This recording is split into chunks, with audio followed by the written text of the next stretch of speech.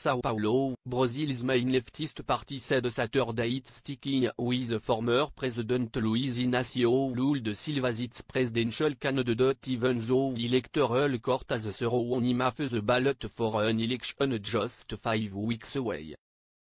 Da Silva's vice presidential running mate, former São Paulo Mayor Fernando Haddad told reporters the Workers' Party will continue pushing to somehow get Da Silva, 72, who easily leads in the polls, back on the ballot.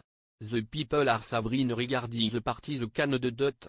And that candidate is Lula, Haddad said.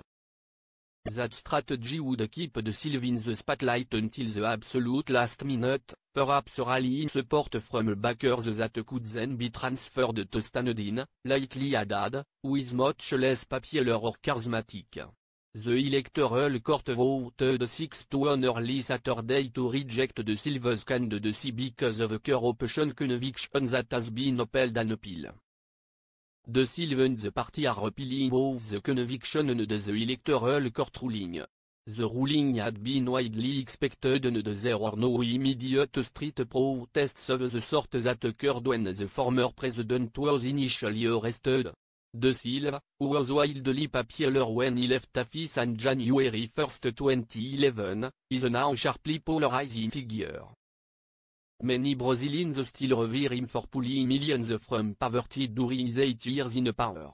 But the Workers' Party have lost much of that appeal over the last several years due to stumbling economy and the recent picked successor Dilma Rousseff and the sprawling corruption probe that has ensnared many top businessmen and politicians, including Da Silva.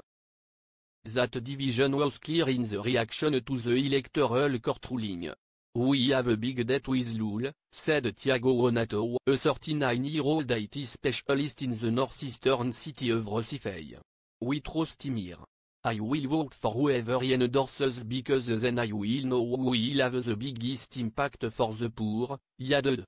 "I know Haddad, but I don't know him well. If he is the candidate, he will have my vote." At a São Paulo coffee shop, Alexander Fonseca, 21-year-old medical student, called the court decision an unfortunate and fully expected ruling, one unlikely to be overturned on appeal. The party must unite behind Haddad or whoever will replace Lula, to win the elections and give continuity to his legacy, he said.